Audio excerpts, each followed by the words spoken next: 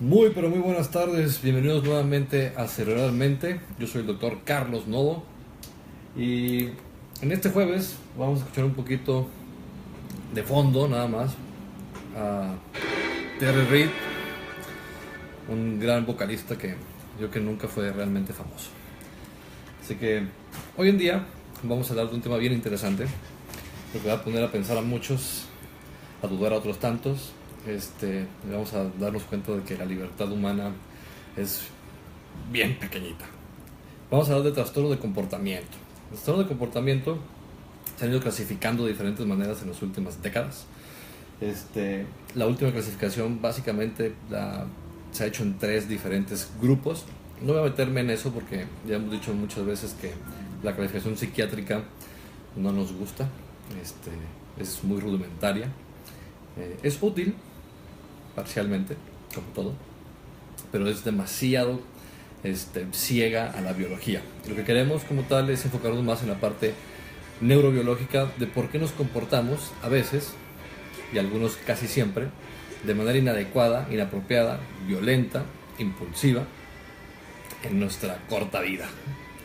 Porque quede claro que todos vamos a morir, entonces la idea es aprender a conocernos lo más posible para poder hacer felices a otros, y eso automáticamente nos hará felices a nosotros.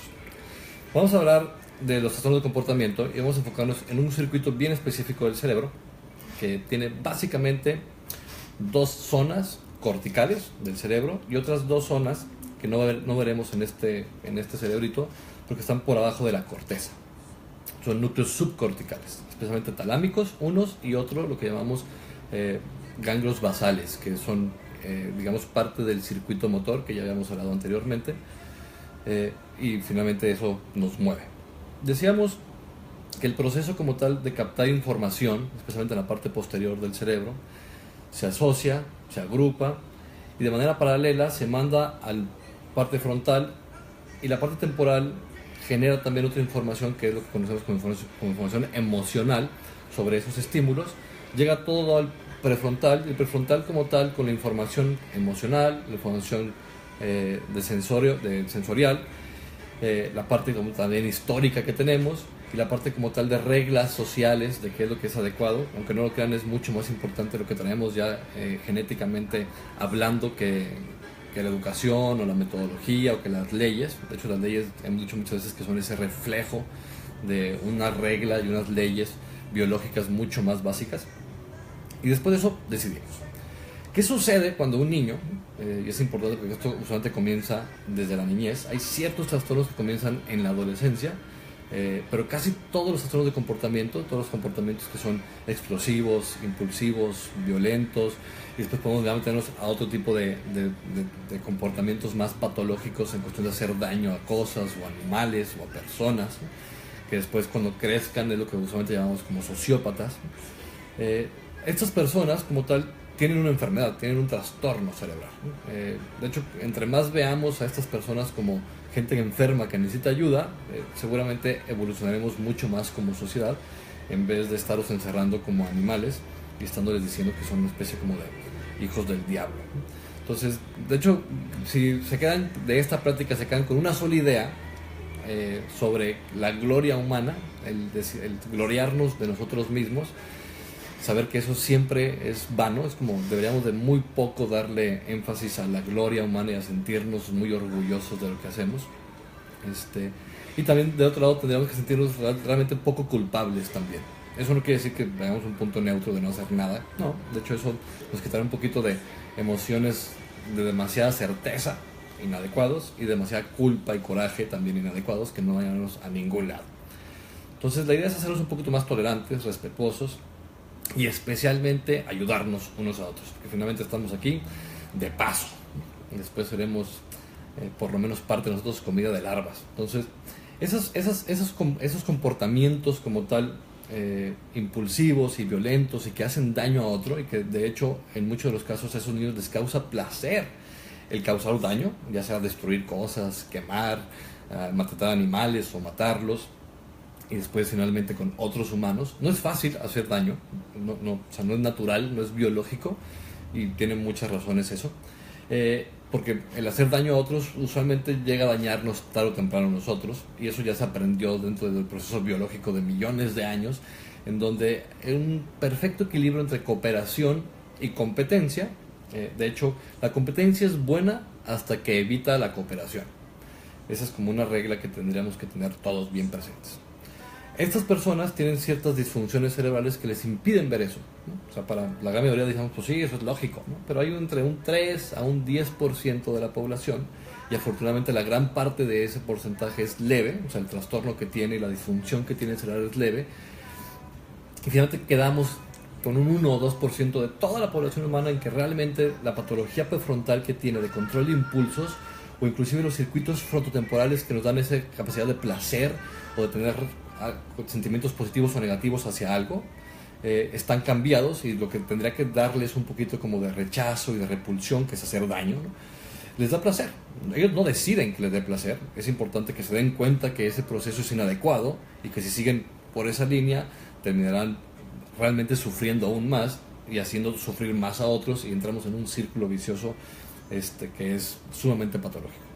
Hay otras partes del mundo, especialmente los países nórdicos, que han visto esto de manera un poco más adecuada, más clara, más sensata, más saludable, y que las cárceles realmente no son cárceles, son institutos como tal de rehabilitación cerebral, vilmente, aunque no les llaman así, pero eso es lo que hacen, es lo que buscan como tal lograr, para que esa persona, ese cerebro, salga de ahí teniendo mucho más claridad de quién es él y cuál es su rol en la sociedad, qué es lo que está mal con él, cuáles respuestas que tiene no son adecuadas, qué emociones como tal que automáticamente tiene y está experimentando, tendría él que modificarlas y manejarlas distintas para no meterse en un proceso de hacer daño y que le hagan daño.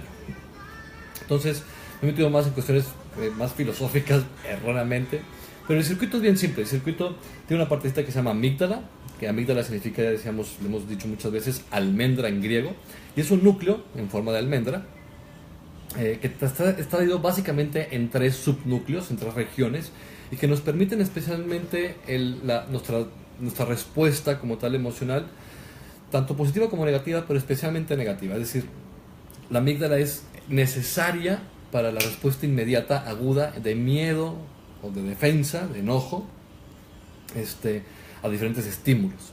Y el prefrontal, decíamos, especialmente el cíngulo anterior, que es un pedacito de la corteza frontal mesial, que está en el centro, está por dentro, no está por fuera, no la parte lateral. La parte lateral, decíamos, es mucho más, está más involucrada en cuestiones más cognitivas o cognitivas.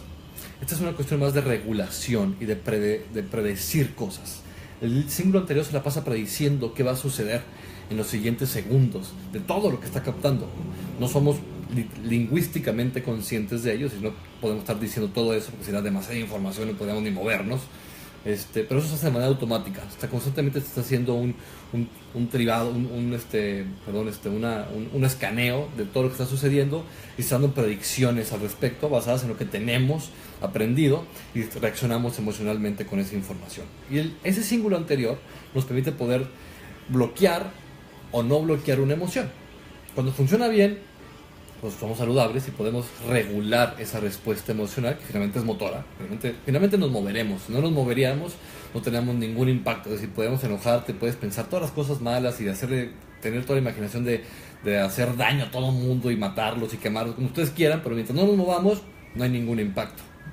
Entonces, y no hay un regreso a esa persona de una consecuencia negativa que la mete en un círculo vicioso.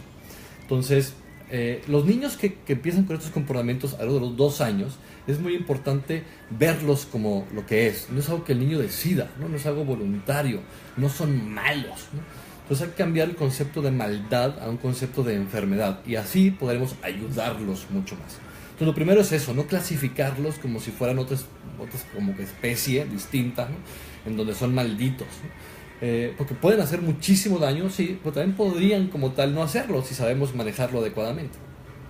Porque aunque estos circuitos no logran recuperarse del todo, sí hay manera de manipularlos y modularlos para que por lo menos no tengan una expresión tan patológica y que no dañen a muchas personas. Los trastornos de comportamiento, decíamos, tienen muchas clasificaciones. Afortunadamente la mayoría son leves, la gran mayoría comienzan antes de los 4 años.